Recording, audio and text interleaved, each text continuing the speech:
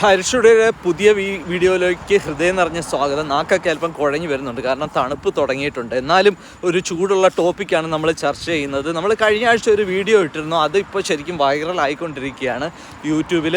OET പാസ്സായവർക്കും DL കിട്ടിയവർക്കുമൊക്കെ കയറി വരാൻ, അയർലൻഡിലേക്ക് കയറി വരാൻ നേഴ്സിംഗ് വേക്കൻസീസ് ഒക്കെ വളരെ കുറവാണോ, ഫ്രീസ് ചെയ്തെന്ന് പറയുന്നു, ഫ്രീസ് മാറിയോ എന്നുള്ളതൊക്കെ ഒരു വലിയ ഒരു പ്രശ്നമായിട്ട് എല്ലാവരും വളരെയധികം വിഷമിക്കുന്നു. അപ്പോൾ നമ്മൾ നാട്ടിൽ നിന്ന് കിട്ടിയ അറിവുകളും എൻ്റെ ഒരു ഏജൻറ്റ് സുഹൃത്ത്, വർഷങ്ങളായി ഇവിടെ സർവീസ് നടത്തുന്ന എൻ്റെ ഒരു ഏജൻറ്റ് സുഹൃത്ത് പറഞ്ഞു തന്ന അറിവുകളും, അദ്ദേഹത്തിൻ്റെ ഒരു വോയിസ് ക്ലിപ്പ് കൂടി നമ്മൾ ഈ വീഡിയോയിൽ ആഡ് ചെയ്തിട്ടുണ്ട്. അപ്പോൾ നിങ്ങൾ സ്കിപ്പ് ചെയ്യാതെ കാണുക. ഇപ്പോഴത്തെ സാഹചര്യത്തിൽ നമ്മൾ ഏത് കൺട്രി, ഇപ്പോൾ നമുക്ക് OET പാസ്സായി കഴിഞ്ഞ് കഴിഞ്ഞാൽ എല്ലാ കൺട്രിയിലേക്കും എല്ലാ കൺട്രിയിലേക്കും നമുക്ക് സ്കോർ ഉണ്ടെങ്കിൽ ആ സ്കോർ വെച്ച് അപ്ലൈ ചെയ്യാവുന്ന എല്ലാ കൺട്രികളിലേക്കും അപ്ലൈ ചെയ്യുക എന്നുള്ളതാണ് ഇതൊരു പ്രധാനപ്പെട്ട കാര്യമാണ്. എന്നിട്ട് കിട്ടുന്ന കൺട്രി സെലക്ട് ചെയ്താൽ, കാരണം UK പ്രോസസ്സ് ചെയ്ത ആൾ അത് സ്റ്റോപ്പ് ആയപ്പോഴത്തേക്ക് അയർലൻഡ് പ്രോസസ്സിങ്ങിനായിട്ട് നോക്കിയപ്പോഴത്തേക്ക് ഇവിടെ ഓപ്പൺ ആയപ്പോഴത്തേക്ക് അവർക്ക് ഡോക്യുമെൻറ്റ്സ് ഇല്ല. അതൊക്കെ കൊണ്ട് തന്നെ എല്ലാ കൺട്രീസും, കിട്ടുന്ന കൺട്രീസൊക്കെ അപ്ലൈ ചെയ്യുക, നമ്മൾ പൈസ നോക്കാതെ. കാരണം ഇപ്പോൾ നേഴ്സുമാർ പാസ്സായി നിൽക്കുന്നവർ കൂടുതലും വേക്കൻസി കുറവും എന്നുള്ള ഒരു സിറ്റുവേഷനാണ്. ആ സിറ്റുവേഷൻ മാറി വന്നേക്കാം. പക്ഷേ ഇപ്പോഴത്തെ ഒരു സാഹചര്യത്തിൽ അത് കയറി വരണമെന്നുണ്ടെങ്കിൽ നമ്മൾ ആ സിറ്റുവേഷൻ മനസ്സിലാക്കി ആ സിറ്റുവേഷനെ അക്സെപ്റ്റ് ചെയ്ത് ഒരുപാട് വറിയാവാതെ ഇപ്പോഴത്തെ ഒരു സാഹചര്യം എന്താണ്, അതിനനുസരിച്ച് എന്തൊക്കെ നമുക്ക് ചെയ്യാമെന്നാണ് നമ്മൾ ഈ വീഡിയോയിൽ പങ്കുവെക്കുന്നത്. സാധാരണ രീതിയിൽ നമുക്കെല്ലാവർക്കും ഓരോ സ്വപ്നം കാണും. ആ സ്വപ്നം അനുസരിച്ച് ചിലർക്ക് HSC ഹോസ്പിറ്റലൊക്കെ തന്നെ തൻ്റെ ഡിപ്പാർട്ട്മെൻറ്റിനനുസരിച്ചുള്ള ജോലി തന്നെ കിട്ടണമെന്നുള്ള സ്വപ്നമൊക്കെ കാണും. പക്ഷേ ഇപ്പോഴത്തെ ഒരു സാഹചര്യത്തിൽ നമുക്ക് എല്ലായിടത്തേക്കും നമ്മൾ CV അയക്കുക, നമുക്ക് എവിടെയെങ്കിലും ഇൻ്റർവ്യൂ ശരിയായാൽ കിട്ടുന്നിടത്ത്, നമുക്ക് നേഴ്സിംഗ് ഹോമാണ് കിട്ടുന്നതെങ്കിൽ അവിടെ തന്നെ നമ്മൾ കയറി പോരുക എന്നുള്ളതാണ്. ഒരു 2 വർഷത്തിന് ശേഷം നമുക്ക് HSCയിലോട്ടോ നമുക്ക് ഇഷ്ടമുള്ള ഇതുപോലുള്ള വർക്കിംഗ് പ്ലേസിലേക്കൊക്കെ സ്വിച്ച് ചെയ്യുന്നത്. സാധാരണ രീതിയിൽ എല്ലാ 2 വർഷം കൊടുക്കുമ്പോഴും നേഴ്സിംഗ് ഹോമിൽ നിന്നൊക്കെ ഒരു വലിയ ശതമാനം നേഴ്സസ് HSCയിലേക്ക് മാറാറുണ്ട്. പക്ഷേ നേഴ്സിംഗ് ഹോംസിൻ്റെ ഓതറൈസേഷൻ ഗവൺമെൻറ്റുമായിട്ട് ഉള്ള അവർ കുറച്ച് ചർച്ചകളിൽ കുറച്ച് പ്രഷർ കൊടുത്തു. നിങ്ങളങ്ങനെ HSC നേഴ്സിംഗ് ഹോമിൽ നിന്ന് കാര്യമായിട്ട് റിക്രൂട്ട് ചെയ്യരുത്, കാരണം ഞങ്ങൾക്ക് പൈസ നഷ്ടമുണ്ടാകുന്നു. അപ്പോൾ അങ്ങനെയൊക്കെയുള്ളൊരു പ്രഷറൊക്കെ കാരണം ഇത്തവണ നേഴ്സിംഗ് ഹോമിൽ നിന്ന് ഹോസ്പിറ്റലിലേക്ക് മാറിയവരുടെ എണ്ണം വളരെ കുറവാണ്. അതുകൊണ്ടൊക്കെയാണ് വേക്കൻസി വളരെയധികം കുറയാനായിട്ട് സാഹചര്യം. ഈ കാര്യങ്ങളെല്ലാം വിലയിരുത്തിക്കൊണ്ട് തന്നെ എൻ്റെ സുഹൃത്ത് ഒരു ഡീറ്റെയിൽഡ് വോയിസ് ഇട്ടിട്ടുണ്ട്. അത് നമുക്കിപ്പോൾ കേൾക്കാം. ഈ OET നമുക്ക് സ്കോർ കിട്ടിക്കഴിഞ്ഞാൽ വേൾഡിൽ എവിടെയൊക്കെ രജിസ്റ്റർ ചെയ്യാമോ അവിടെയൊക്കെ രജിസ്റ്റർ ചെയ്യുക എന്നുള്ളതാണ് എന്നോട് വിളിച്ച് ചോദിച്ചവർക്ക് ഞാൻ കൊടുത്ത അഡ്വൈസ്. കാര്യം ഓരോ സ്ഥലത്തെയും പ്രോസസ്സിങ്ങും മറ്റു കാര്യങ്ങളും വേക്കൻസീസും ഇത് ഗ്രാഫ് പോലെയാണ്, കയറി ഇറങ്ങി പോകും. ഇപ്പോൾ UKയിലുണ്ട് എന്നും പറഞ്ഞ് അവർ പ്രോസസ്സിങ് സ്റ്റാർട്ട് ചെയ്തു, അവർ പ്രോസസ്സിങ് എൻ്റെ ആയപ്പോഴേക്കും അത് നിന്ന് പോയി. മനസ്സിലല്ലേ? അപ്പോൾ അവർ അയർലൻഡ് എന്തുകൊണ്ട് ചെയ്തില്ല? അയർലൻഡ് ചെയ്യാതിരുന്നതിന് കാരണം അന്നേരം അവിടെ വേക്കൻസി ഇല്ല. ഇപ്പോൾ ഇവിടെ ഓപ്പൺ ആയി, പക്ഷെ അവർക്ക് ഡോക്യുമെൻ്റ് റെഡിയല്ല. മനസ്സിലായില്ലേ? അപ്പോൾ നമ്മളിതൊന്നും നോക്കിയിട്ട് കാര്യമില്ല. നമുക്ക് ഒരു വേക്കൻസി മതി, അത് എവിടെ ആയാലും കിട്ടത്തക്ക രീതിയിൽ. ഇപ്പോൾ ഓസ്ട്രേലിയ, ന്യൂസിലൻഡും US-ഉം അയർലൻഡ്, UK എല്ലാം രജിസ്ട്രേഷൻ സ്റ്റാർട്ട് ചെയ്യണം. കുറച്ച് പൈസയാവും, ശരിയാണ്. അപ്പോൾ അതിനകത്ത് വേണമെങ്കിൽ 1 2 ഒഴിവാക്കിയിട്ട് ബാക്കിയെല്ലാം രജിസ്റ്റർ ചെയ്തിടുക എന്നുള്ളതാണ് ഏറ്റവും നല്ല മാർഗം. അപ്പോൾ അത് കഴിഞ്ഞിട്ട് ഇപ്പോൾ ഈ അയർലൻഡിലെ നേഴ്സസിൻ്റെ ജോബ് മാർക്കറ്റിനെ കുറിച്ച് കൂടുതൽ സ്റ്റഡിയൊന്നും നടത്തേണ്ട കാര്യമൊന്നുമില്ല. എവിടെയൊക്കെ ഉണ്ടോ അവിടെയൊക്കെ അപ്ലൈ ചെയ്യുക. രജിസ്ട്രേഷൻ ഉള്ള ഒരാളുടെ CV എന്ന് പറയുമ്പോൾ നേഴ്സിംഗ് ഹോംസ് ഇൻ അയർലൻഡ് എന്ന് പറഞ്ഞു കൊടുത്താൽ ഗൂഗിളിൽ തന്നെ കുറേ നേഴ്സിംഗ് ഹോംസ് കിട്ടും. ഡയറക്റ്റ് അങ്ങോട്ട് CVകൾക്കെല്ലാം CV അയക്കാം, കിട്ടുന്ന ഇൻ്റർവ്യൂസ് എല്ലാം അറ്റൻഡ് ചെയ്യാം. എവിടെയാണോ ഫസ്റ്റ് കം ഫസ്റ്റ് അതിനൊക്കെ ചെയ്തു പോവുക. എവിടെയാണോ ഇൻ്റർവ്യൂ കിട്ടുന്നത് ആ ഇൻ്റർവ്യൂ എടുക്കുക, കയറി പോവുക. ഒത്തിരി ചോയ്സസും ഒത്തിരി കാര്യങ്ങളോട് നിന്ന് കഴിഞ്ഞാൽ ചിലപ്പോൾ പോകാൻ പറ്റിയില്ലെന്നിരിക്കും. ചിലപ്പോൾ ചിലർക്ക് കിട്ടുമായിരിക്കും, ചിലർ ഹോസ്പിറ്റൽസിൽ തന്നെ വേണം, അതിൻ്റെ ഡിപ്പാർട്ട്മെൻറ്റ് തന്നെ വേണം എന്ന് പറഞ്ഞ് തന്നെ പോകുന്ന ആൾക്കാരുണ്ട്. അതിലൊരു 100 പേര് ട്രൈ ചെയ്യുമ്പോൾ ഒരു 10 പേർക്ക് അങ്ങനെ കിട്ടുമായിരിക്കും. ബാക്കി 90 പേര് വീണ്ടും എവിടെയെങ്കിലും കിട്ടിയാൽ മതി എന്ന് പറഞ്ഞൊരു സ്റ്റേജിലേക്ക് വരുന്നത് ഞാൻ കണ്ടിട്ടുണ്ട്. എന്ന് ഞാൻ ഡിസ്കറേജ് ചെയ്യില്ല. അങ്ങനെയാണ് ഒരു ചോയ്സ് വേണ്ടതെന്നുള്ളത് അങ്ങനെ തന്നെ ചെയ്തോളൂ, കുഴപ്പമില്ല. ചിലപ്പോൾ കിട്ടത്തില്ലെന്നല്ല പറയുന്നത്, അതിൻ്റെ ചാൻസസ് ലെസ് ആണെന്നാണ് പറയുന്നത്. അപ്പോൾ ഈ നേഴ്സിംഗ് ഹോമിലേക്ക് ഇവിടെ വന്നാലും നമുക്ക് എന്ത് ചെയ്യാൻ പറ്റും? 2 വർഷം ജോലി ചെയ്തിട്ട് പെർമനൻറ്റ് റെസിഡൻസി ആയി സ്റ്റാമ്പ് 4 ആകുമ്പോഴേക്കും പിന്നെ എവിടത്തേക്ക് വേണമെങ്കിലും ട്രൈ ചെയ്യാമല്ലോ. അപ്പോൾ ഇത്രയും DL ഇപ്പോൾ രജിസ്റ്റർ ചെയ്ത കാര്യം ഗുഡ് ഡിസിഷനാണ്, അത് ചെയ്യുക. ഇവിടുത്തെ വേക്കൻസീസ് എന്ന് പറയുന്നത് വിചാരിച്ചതുപോലെ അത്ര വലിയ വേക്കൻസീസ് ഒന്നും വന്നിട്ടില്ല. കാരണം വേറൊന്നുമല്ല, HSC ഫ്രീസ് ചെയ്തു എന്നാണ് അനൗൺസ് ചെയ്തത്. പക്ഷെ ഫ്രീസ് ചെയ്തു എന്ന് പറഞ്ഞിരിക്കുന്ന ആ സമയത്ത് തന്നെ HSC ഏകദേശം 886 നേഴ്സസിനെ നാട്ടിൽ നിന്ന് റിക്രൂട്ട് ചെയ്ത് വെച്ചിരിക്കുകയാണ്. അപ്പോൾ അത് കഴിഞ്ഞിട്ട് എല്ലാ റിക്രൂട്ട്മെന്റ് ഫ്രീസ് നിന്നും ലിഫ്റ്റ് ചെയ്തെന്ന് പറഞ്ഞിട്ട് അവരെന്താ ചെയ്തതെന്ന് വെച്ചാൽ ഇതിന്റെ എല്ലാം പ്രോസസ്സിംഗ് സ്റ്റാർട്ട് ചെയ്യുക ചെയ്തത്. അപ്പോൾ നമ്മളെല്ലാം വിചാരിച്ചു ഫ്രീസിങ് ലിഫ്റ്റ് ചെയ്യുമ്പോഴേക്കും ഭയങ്കര ഇന്റർവ്യൂസ് വരുമ്പോഴത്തേക്ക് നഴ്സിംഗ് ഹോംസിൽ നിന്ന് എല്ലാ നേഴ്സസും റിസൈൻ ചെയ്ത് HSCയിലേക്ക് കയറുമെന്നാണ് പ്രതീക്ഷിച്ചിരുന്നത്. അപ്പോൾ HSC ഇന്റർവ്യൂ നടത്താനും പോകുന്നില്ല, നഴ്സിംഗ് ഹോം നഴ്സുമാർ പോകാനും പോകുന്നില്ല.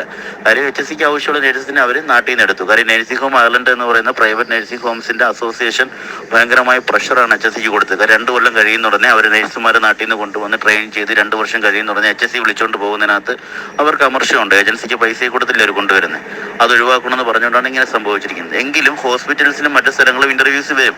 അപ്പോൾ എങ്കിലും നമ്മൾ വിചാരിച്ചതുപോലെയുള്ള വലിയൊരു ബൂം ആയിരിക്കത്തില്ല ഉണ്ടാവുക. നിലവിലുള്ള സാഹചര്യത്തിൽ വളരെ കുറച്ച് റിക്രൂട്ട്മെന്റ് HSCന് ചെയ്യാൻ പോകുന്നുള്ളൂ. കുറച്ച് നഴ്സുമാർ മാത്രമേ നഴ്സിംഗ് ഹോമിൽ നിന്ന് മൂവ് ചെയ്യാൻ പോകുന്നുള്ളൂ.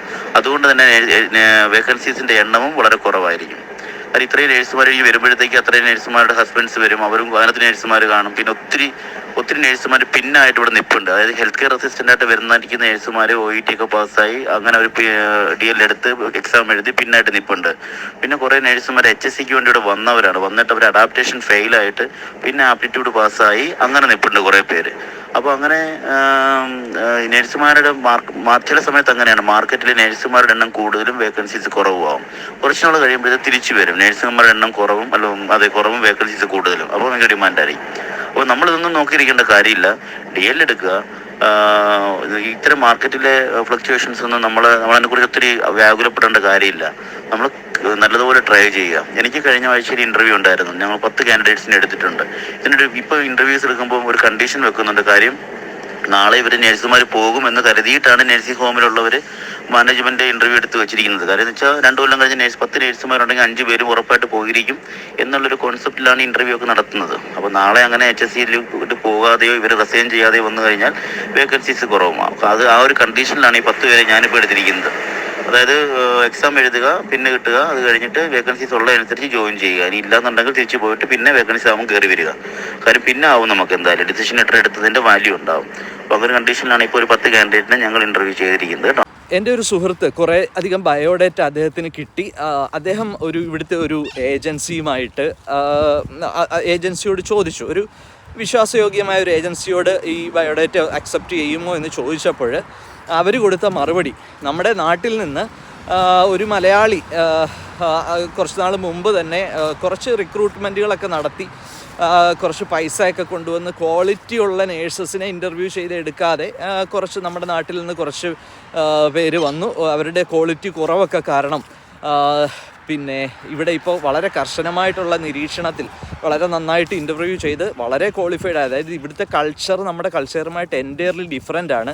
ഇവിടെയുമായിട്ട് നമുക്ക് ഈ കൾച്ചറുമായിട്ടൊക്കെ പൊരുത്തപ്പെടാവുന്ന രീതിയിൽ കേപ്പബിൾ ആണോ എന്നൊക്കെ വളരെ വ്യക്തമായിട്ട് നോക്കിയിട്ടേ ഇപ്പോൾ അവർ ഇൻ്റർവ്യൂ ചെയ്തെടുക്കുന്നുള്ളൂ. അതുകൊണ്ട് തന്നെ ഫിലിപ്പീൻസിലൊക്കെ ഇൻ്റർവ്യൂ നടക്കുന്നുണ്ട്, നമ്മുടെ നാട്ടിൽ അങ്ങനെ ഇൻ്റർവ്യൂ നടക്കുന്നില്ല. ഇപ്പോൾ കയറി വരാനുള്ള ഒരു ഓപ്ഷനായിട്ട് അവർ ചെയ്തിരിക്കുന്നത്, അതായത് DL കിട്ടിയവരെ ഇവിടെ ആപ്റ്റിറ്റ്യൂഡ് ടെസ്റ്റ് എഴുതാനായിട്ട് കൊണ്ടുവരിക. ഇവിടുത്തെ വേക്കൻസി അനുസരിച്ച് അവർക്കൊന്നുകിൽ ജോയിൻ ചെയ്യാൻ പറ്റും, അല്ലെങ്കിൽ പിന്നെ കിട്ടിയതിന് ശേഷം അവർ തിരിച്ചുപോയി വേക്കൻസി അനുസരിച്ച് തിരിച്ചു വരുന്നു. അതും ഒരു നല്ല മാർഗ്ഗമായിട്ട് പല ഏജൻസികളും അങ്ങനെയാണ് ചെയ്യുന്നത്. അപ്പോൾ ഈ ഏജൻസിയും അങ്ങനെ ഒരു പ്ലാൻ അവർ ചെയ്യുന്നുണ്ട്. കൊച്ചിയിലേക്ക് അവർ വരുന്നു, പക്ഷേ അവർക്ക് ആദ്യം തന്നെ ഇവിടെ 3 ലക്ഷം രൂപ ഇവിടെ അവർക്ക് കൊടുക്കണമെന്നാണ് പറയുന്നത്. അപ്പോൾ അവർ ആപ്റ്റിറ്റ്യൂഡ് ടെസ്റ്റ് എഴുതാനുള്ള ഫീസ് അടയ്ക്കാതെ, ആ ഫീസ് ഉൾപ്പെടെയാണ് കൊടുക്കേണ്ടത്. അവരൊരു 10 ദിവസം നമ്മുടെ നാട്ടിലെ നേഴ്സസിനെ അവിടെ ട്രെയിൻ ചെയ്യും. അതിന് ശേഷമായിരിക്കും അവർ ഇവിടെ കൊണ്ടുവരിക, പിന്നെ ജോലി മേടിച്ചു കൊടുക്കുമെന്നൊക്കെയാണ് അവർ പറയുന്നത്. അപ്പോൾ നമ്മൾക്ക് കിട്ടിയ അറിവ് എന്ന് പറഞ്ഞാൽ അവരൊരു വിശ്വാസയോഗ്യമായ ഏജൻസി എന്നുള്ളത് മാത്രമാണ് നമുക്ക് കിട്ടിയ ഒരു അറിവ്.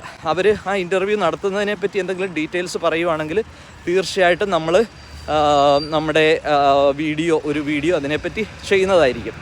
നാട്ടിൽ നിന്ന് കിട്ടിയ, അതായത് DL കിട്ടിയ ഒരു ഒരാളുടെയും DL കിട്ടാത്ത 2 കാൻഡിഡേറ്റ്സിൻ്റെ വിവരങ്ങൾ നമുക്കറിയാൻ കഴിഞ്ഞത്.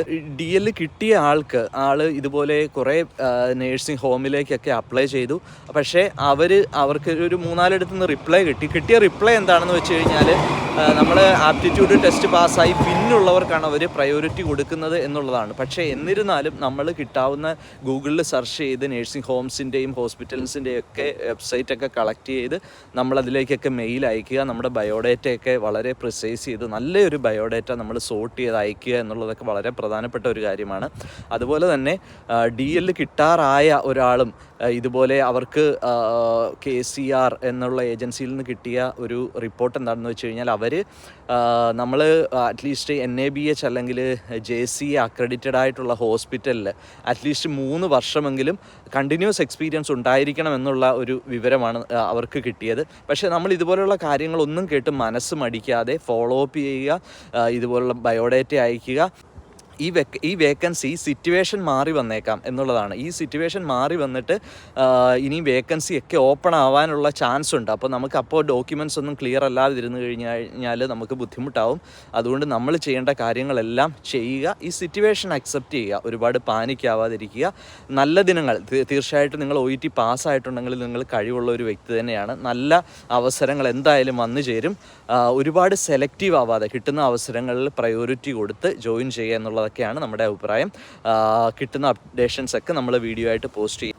ഈ സമയത്ത് ഇവിടെ അയർലൻഡിൽ എത്തുന്ന സ്റ്റുഡൻസും നേഴ്സസും ഒക്കെ നമ്മൾ പിന്നെ ഈ തണുപ്പിനെ നമ്മൾ അത്യാവശ്യം നല്ല രീതിയിലൊന്ന് പ്രതിരോധിക്കേണ്ടതുണ്ട്. 1-2 വർഷമൊക്കെ ആയിക്കഴിഞ്ഞ് കഴിഞ്ഞാൽ നമുക്കൊന്നുകൂടെ നമ്മുടെ സ്കിന്നൊക്കെ ഒന്നുകൂടെ അതുമായിട്ട് പൊരുത്തപ്പെടും. അപ്പോൾ ഞാനൊക്കെ ആണെങ്കിൽ നാട്ടിൽ നിന്ന് വന്നതിന് ശേഷം തണുപ്പിനെ വലുതായിട്ട് വകവയ്ക്കാതിരുന്നതുകൊണ്ട് തന്നെ കൈയൊക്കെ ഒരുപാട് നീരൊക്കെ കൊണ്ടുപോകും. അപ്പോൾ നമ്മൾ പ്രോപ്പറായിട്ടുള്ള ഗ്ലൗസും തലയിലുള്ള ക്യാപ്പും ഇതൊക്കെ നമ്മൾ ധരിച്ചു വേണം ഈ സമയങ്ങളിൽ നമ്മൾ പുറത്തിറങ്ങാൻ. കാരണം ഈ ക്ലൈമറ്റ് ചേഞ്ച് സമയമായതുകൊണ്ട് തന്നെ നമുക്ക് അസുഖങ്ങളൊക്കെ പിടിക്കാനുള്ള സാധ്യതകളും വളരെ കൂടുതലായിരിക്കും. അതുകൊണ്ട് നന്നായിട്ട് കെയർ ചെയ്യുക ഈ തണുപ്പ് സമയത്ത്.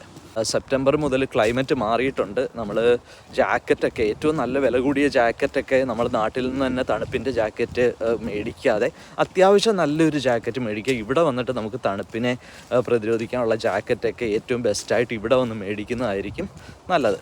Thanks for watching. Bye from Irish today. See you in next video. By.